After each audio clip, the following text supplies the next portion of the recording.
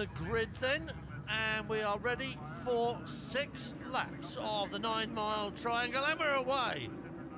And scrabbling for grip there, I saw Cameron Donald. It is quite wet, but drying on this section. I can tell you everyone is on 4 wet tyres. And they sort of need to be, although the sun is shining at the end of a rainy afternoon. You can see the damp patches on the road. There's going to be problems for these riders all around this circuit. A little bit of data logging. You see how quickly we go down to York Road corner. Yeah, that was off William Dunlop's machine, but yeah, it is quite damp here, and there's no choice but to go for wet tyres, because around the back end of the circuit it is reputed to be a lot wetter than this. Close enough. Up towards Mill Road roundabout.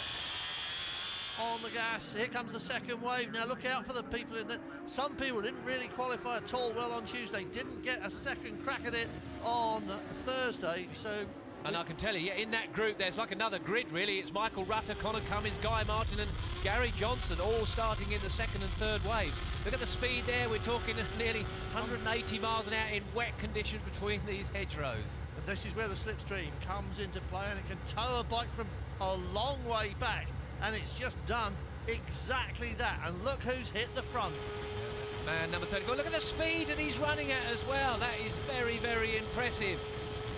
11 is Stephen Thompson looking back in the spray, but it's Alistair Seeley who's out in front, as we saw from the helicopter. He didn't quite get the start. He took it gently round York Road. He settled into the groove now, and there are a lot of people betting on Seeley. At it again at the under brakes. Oh yeah, nice and easy, just slid through there into University. So the Taiko Suzuki heads the pack as they go out of there, but up and over the link road. Look how dark those clouds are around. There could be some more rain, and there's huge amounts of water there, plumes of it coming out the back of the bike. But it is Alistair Seeley there, number 34, Ryan Farquhar, Bruce Anstey as they go through the roundabout.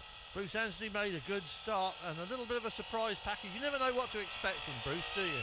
No, it depends on what time of the day he gets up in the morning, but anyway, he's there in the pack at the moment. Look at the speed. The Paget Honda there's closing in on Ryan Farquhar's Kawasaki.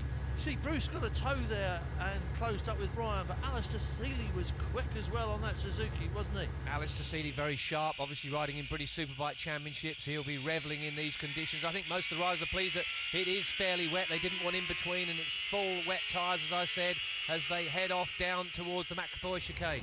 Standing water in a couple of places there. We saw puddles. You can see, whoosh, just like that. Out of the slipstream and past under brakes. You've got to carry speed through here and get on with it on the run down to Metropole. And that's exactly what we saw. But we can also see that Alistair Seeley has vanished in the lead. That's the data out of the back of William Dunlop's Wilson Craig machine. And again, check out the speed. Almost 180 on the run down towards the Metropole. Ryan Farquhar takes the inside line. Bruce Anstey takes the sweeping line as they head off down into there. That's Michael Dunlop running wide there. He's gone a little bit too deep into the Metropole. A little bit of place swapping going on as a result of that as they get on the gas again. We're on board with Ian Locker, losing another place. Not been his day in practice or in the race so far, but it is Alistair Seeley's day. He's gone from the picture again. Alistair Seeley sweeping around the coast road now.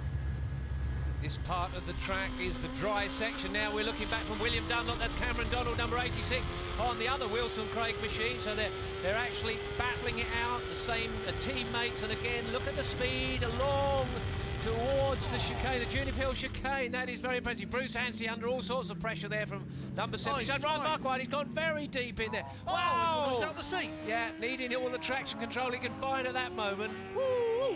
Bruce really a bit hot on his way into the chicane, wasn't he? And we who was that? Lee Johnson. It's not. Works just like that. Ryan Farquhar's got his head down looking for Alistair Seeley. Michael Dunlop's heading off that, and William Dunlop shaking his head there. He's not happy. That was the battle for 4th place. That was Michael Rutter come off the second wave. He's up to about 7th place. And look at this.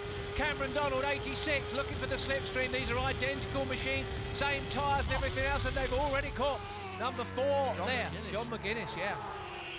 Well, I had my money on John McGuinness for this as we ride with Cameron Donald. His body language was very aggressive. He is in a big hurry to get on with this. But look at the stare on the face of Michael Rutter. Yeah, he'll be staring for that track to dry. Look at that, the wriggle Lee there. Johnson. Yeah, Lee Johnson on the Ducati, and that's those treaded tyres, really heavily treaded, wriggling around underneath him, and that allowed Cameron Donald to get to the inside. Bruce Anstey's gone straight on. He's in the pits, isn't he? It's all over for Bruce Anstey. Whatever it was, he ran deep before, he had a bit of a problem. Now he's parked it, and this battle continues in the slipstream. Yeah, that's Ryan Farquhar at the front of the bunch. Late on the brakes for Lee Johnson, that is. Dives up there. They just gobbled him up, didn't they? 1 minute he was in the lead of this group, and then he's right at the back. Cameron Donald's the man who's making the running.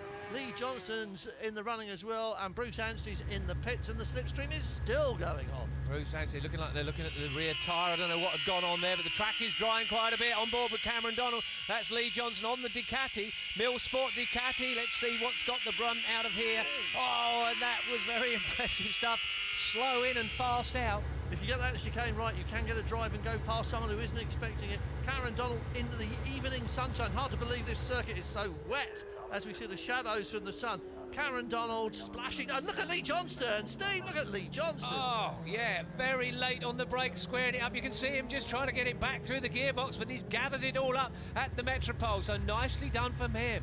Oh, that was stirring stuff indeed. It's all happening under brakes. The slipstream swapping around. The braking zones are swapping them around. What happens along the coast road as we ride with Cameron Donald? Yeah, the Millsport Ducati in front of us. I noticed Stefano Bonetti was in that pack again, but this man here, serenely sweeping around. The track is drying all the time. Remind me, who is that? That is Mr. Alistair Seeley, the man that won the only race here last year, of course, and there's a good chance he's going to win about 5 more this year. The race leader we haven't seen since virtually the beginning of the race. Look at him on an afternoon ride to the checkered flag.